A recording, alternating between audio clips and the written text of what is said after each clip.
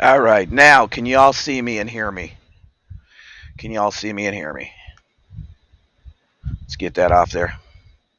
Can you see me? Can you hear me? Could give me a 10 by 10, a 20 by 20, a 4 by a 2 by 4 up my side of my head. Something. Oh, Rick, you're starting your stuff. Oh my goodness gracious. Okay, now let's see if you can still see and hear me. I really want my new background up. I worked over an hour on this new background. I think it's pretty cool. We used it last night. Okay, tell me if you can still see and hear me. Yes, no, maybe so. Can you see me? Can you hear me? My words are lagging again. Wow, it's just going to be one of those days. Let me take down my cool background. I'll save it for a later time. It's all right. Oh, it's okay. Gosh darn it. I'm just sitting here in my little cabin.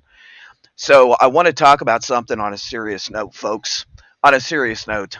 And first of all, Down Detector is there is so much on Down Detector. It's unbelievable. There's like a lot on Down Detector. Um, I'm not going to show it, but I'll tell you what's on it. This is a more important topic that I want to talk about. T-Mobile, Verizon, Spectrum, Cox, AT&T, Instagram, YouTube, CenturyLink, you name it, they're pretty much on there. Facebook, Microsoft 365, MediaCom. Oh, FIFA, that's important. Spotify. Oh, Windstream, Cricket, Social Security Administration, completely, almost completely down. True Social, down. Discord, down. Stream, Steam, down. Boost, Mobile, Hulu. Let's see if we, let's look at the banking industry real quick.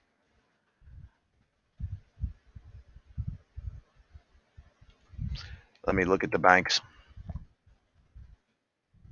Now, people don't want to believe nothing's going on until it's going on, but I mean, my gosh, like seriously.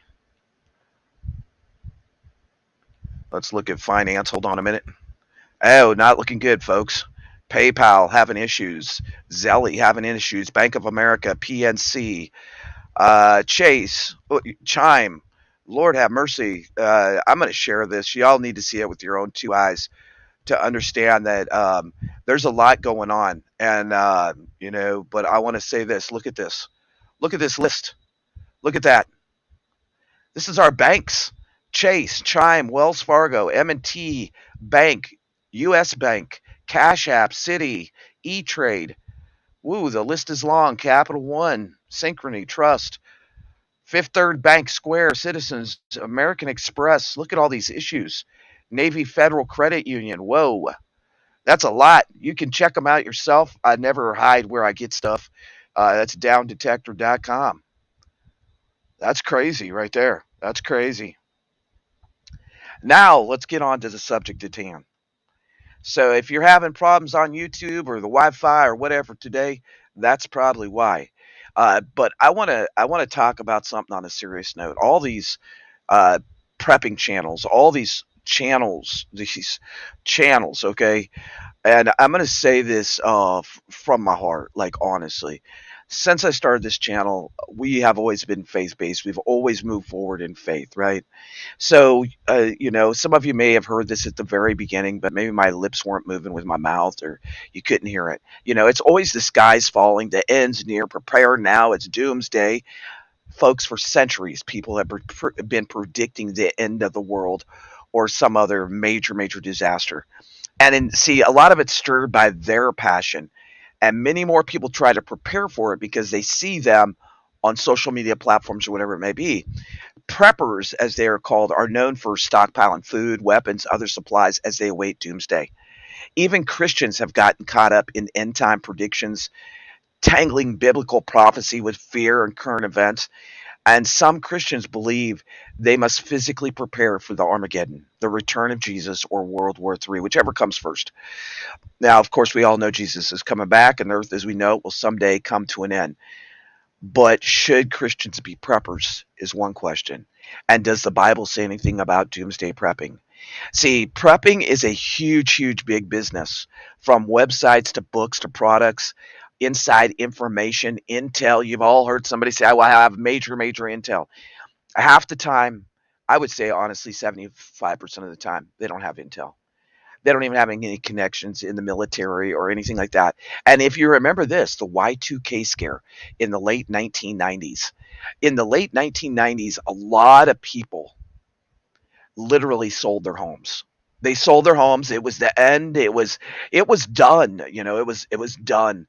And so they sold their houses. They dug bunkers, and they were scared to death. I want to talk about that. There's a lot of different kinds of preppers. There's beans, there's bullets, and there's bullshit. And when I say that, I mean that from my heart. Like the beans and the bullets is really where we need to be. And the bullshit, always fear mongering, always doom and gloom. You're going to die today. You're going to die tomorrow. Next week, you're dying. Last week, you died 75 times. Last year, you died. Do you remember that that's not why you prep? And no wonder so many new preppers run the opposite direction of a prepping channel, or they get scared and they're like, these people are freaking off of their rockers. But see, there's a lot of different kinds of preppers. And that's one thing I want to talk about. What is prepping really? It's creating plans, gathering resources, developing skills to overcome emergencies, disaster, and the worst case is survival situations. See, the majority of people in America, 73%, have taken at least one step to prepare for a natural disaster or emergency. That's a high. That's 73%. But see, there's also all these different levels and motivations that are tailored to the individual. And I will say this, there's minimalist preppers. Like when we were in the RV, we had items, but we hardly ever stockpiled. We just had things that we really needed and that we learned that we really needed, like fire, flashlights, batteries, water, garden hoses, extra tools, extra duct tape, things like that, right? But then you have the doomsday prepper. They harbor this idea that the apocalypse is a risk worth preparing for. And then we have the liberal and the conservative preppers. They wear political brands all over on their sleeve, and that's all it's about is I'm a liberal, I'm a conservative, you're a conservative, I'm a liberal, and it's all a bunch of bullshit. See, prepping has become really popular. You could say probably from 2019, the pandemic, increased disasters, political changes, pop culture, music, uh, all these things, right? And all the news. But really, what is a true prepper? A true prepper is somebody that wants to sustain themselves, that wants to go on. Yeah, yeah, let's not forget I'm a prepper because I have air rifles. And don't forget, I have a Daisy BB gun. That makes me a prepper. See, yeah, we're trending. We are trending. But we need more than machetes. Yes, I agree with you. But the thing is like honestly, folks, what does how many of you in here really honestly say that first and foremost you have faith? Hit a one if first and foremost you have faith. I think this channel has brought a lot of people together from different walks. And I don't care, I hope that you do have faith. I don't care what religion you are. I hope you have faith, right? Faith. Faith is where you know that there's hope, you know that there's something better coming, right? That's faith. That you know that there's promises made to us, that you know that we have God given rights. That's faith. Walking off the edge of the cliff and taking the leap of faith in a new job, in a new relationship, in God, that's faith. But what does the Bible truly say about faith? You know, I want to say this. We see a lot going on. A lot. We have the threats of nuclear war, chemical attack, worldwide financial meltdown, and we're seeing it happen, right? We are seeing it happen. The prepper mentality is still going strong. It's even starting to lead standoffs with law enforcement.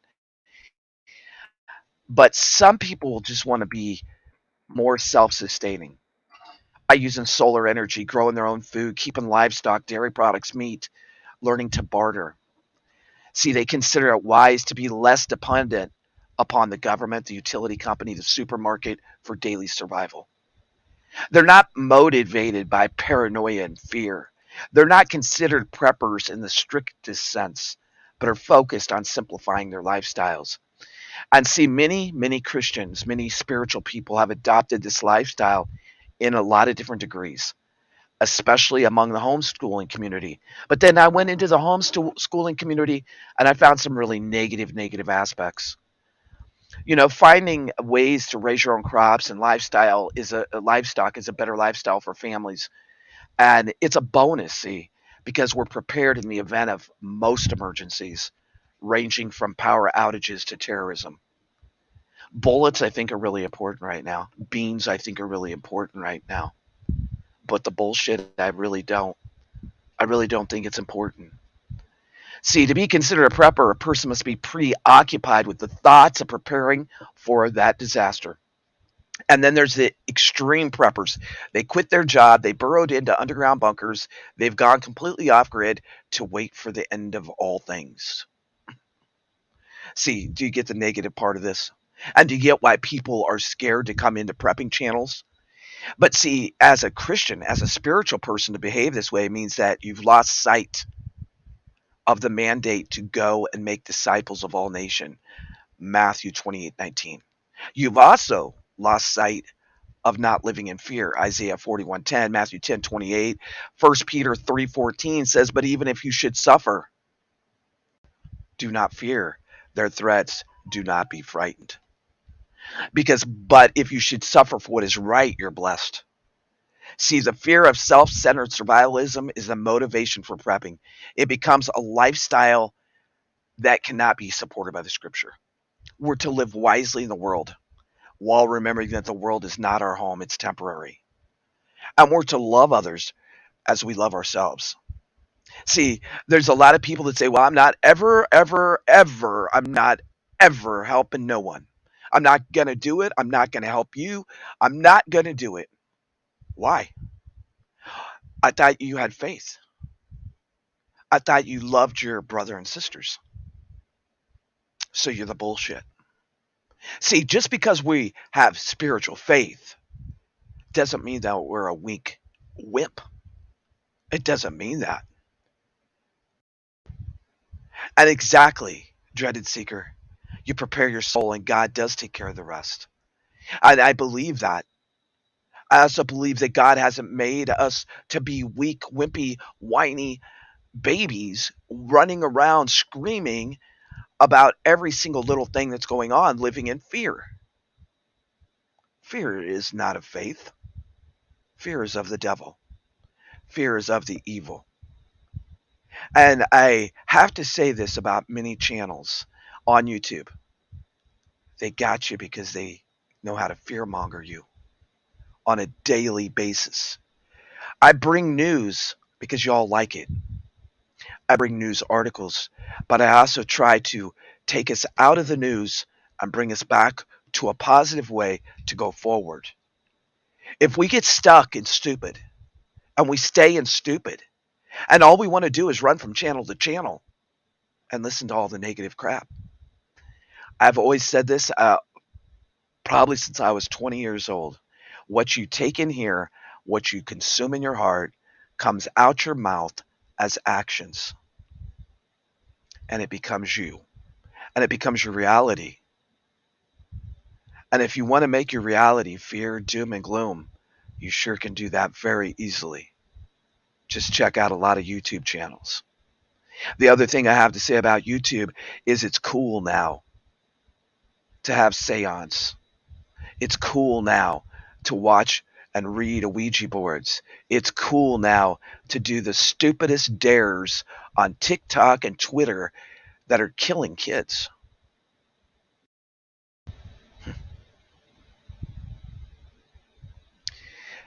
But see, Rick, there comes a point that if the evil spirit is coming back and attacking you, you play gospel music real loud, Rick. turn it on in your garage and sing in the spirit, you know. But the thing is there's beans, bullets, and bullshit. And I really don't blame new people for getting so worried that they go into a YouTube channel and then they're like, oh no, I don't want any part of this. See, I think the biggest thing is that we have to realize preppers, for the most part, we have self protection as our very highest thing, and that's God's shield of armor. It's God's shield of armor. And I want to say this, there's a difference between stockpiling for yourself and families and hoarding. But what about your neighbors? What about those who may be in need of in a time of a crisis? Then what? Are you not going to help them? Are you prepared? Are you going to shoot hungry family members who come knocking on your barricaded door? See, the doomsday prepper mindset can take on a desperate life of its own and lead Christians and spiritual people down a non-Christian, non-faith path.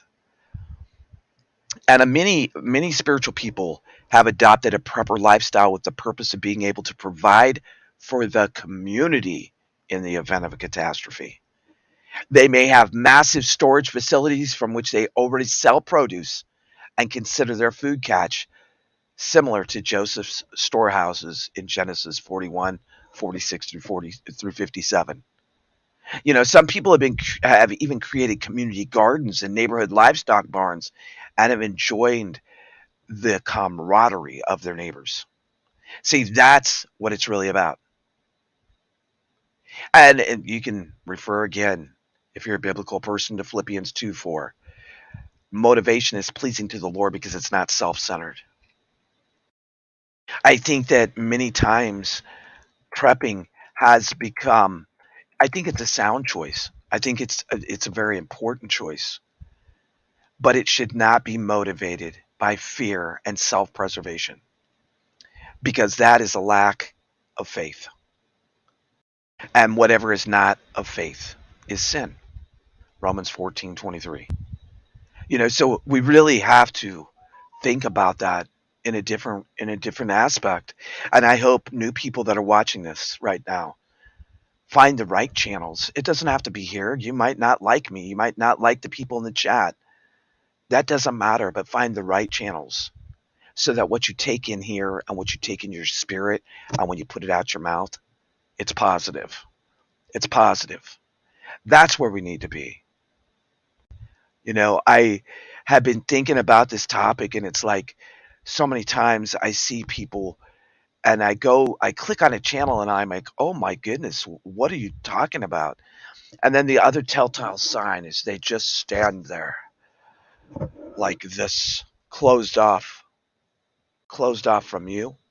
They don't know nothing about you. They could care less.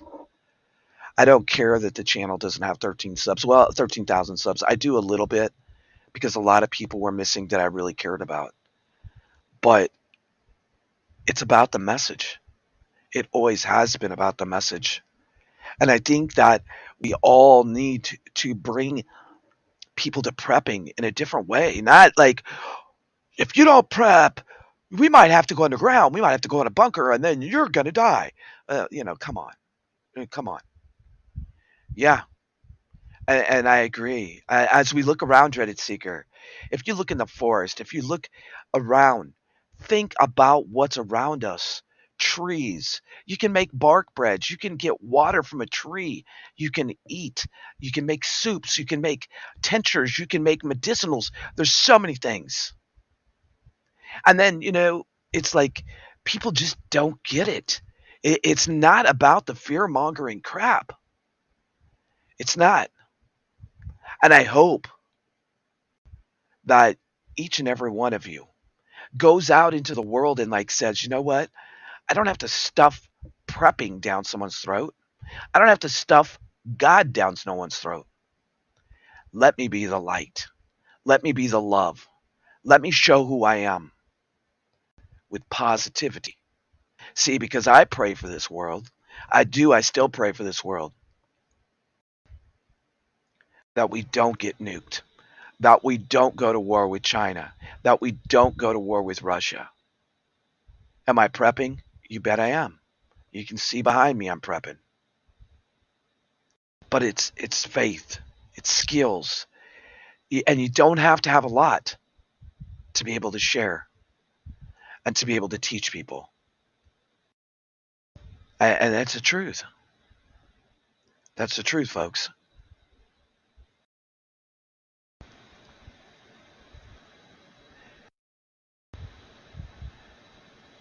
I agree, Daryl. I agree. And he is the answer.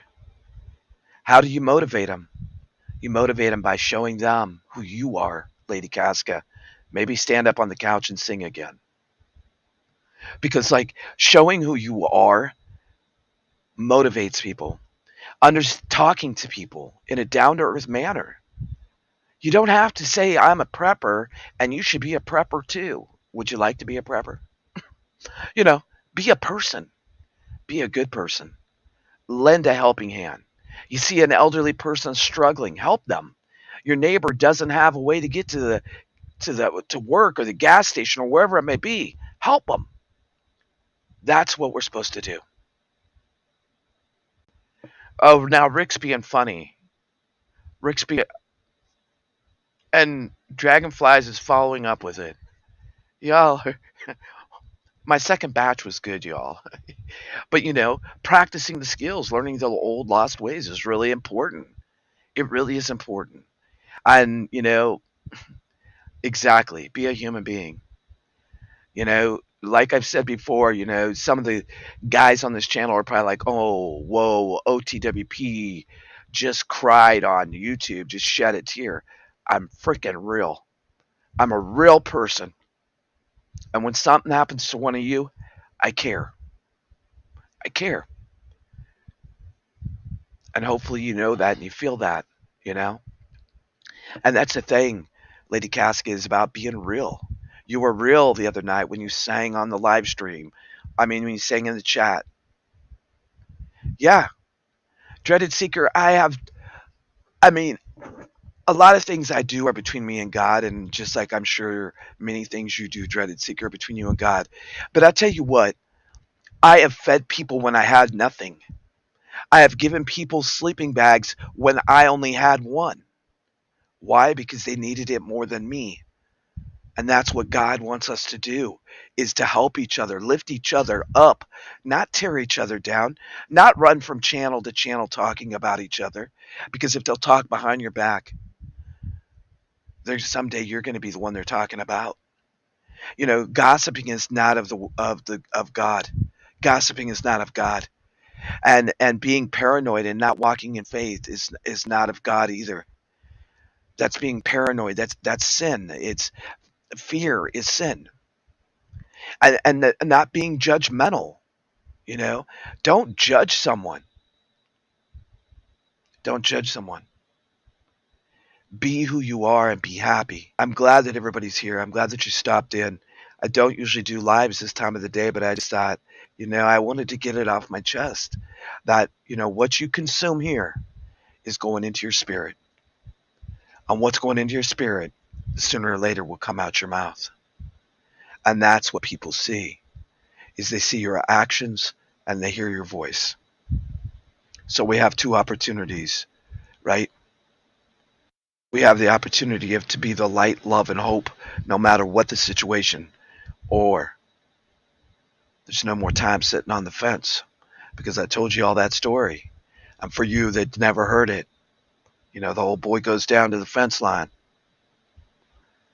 and there is the fence, and he's looking around, deciding, well, one side's really nice and green, the other side's kind of burnt up. But he's still curious about why it's burnt, so he jumps up on that old fence, and a man tells him, "Go ahead, get up on that fence." When he gets up there, he pushes him over. Says, "Too late. You need to decide now which side of the fence you're on." He just fell over onto the devil's side. When we look too much, we watch too much negativity, we listen to that, you might just fall over to the other side of the fence. Because evil is around us. We are in a very spiritual warfare, and most of us have been most of our lives. But don't get caught up with the prepping doomsday gloom and doom, because someday, one day, you know, one day, I really, really hope that we don't hear about war. Maybe I'm a big dreamer. Maybe I'm a big dreamer, and I guess that's okay too, right? Because I believe that one day, that God's going to come in and He's going to say, folks, the time is here, and He's going to take us home to a better place, a much better place. I think about the kids. I really do think about and think about all the things that the future generations are going to go through. And I haven't played this for a while, but it always resonates with me. Is one day, someday. I hope for peace, love, light, and hope. And if things do happen, or when they happen here in the United States, when more things happen, be the hand that helps somebody. Don't be the hand that hurts somebody. Don't be the doomsday paranoid prepper, right? Because this is temporary. This is temporary. And it's all written from the beginning to the end. I'm going to get off here, but as we do it at the OTWP, this all goes out to each and every one of you. One day, someday, I really pray and hope for peace, love, light, and for all of us to unite, not as Republicans, not as Democrats, not as liberals, not as conservative, but as humanity. God bless each and every one of you from our little piece of heaven to wherever you're at in this big happy world. Make today count. Forgive, love hard, and hug your wife or your husband and your kids, because no one's promised tomorrow. God bless y'all.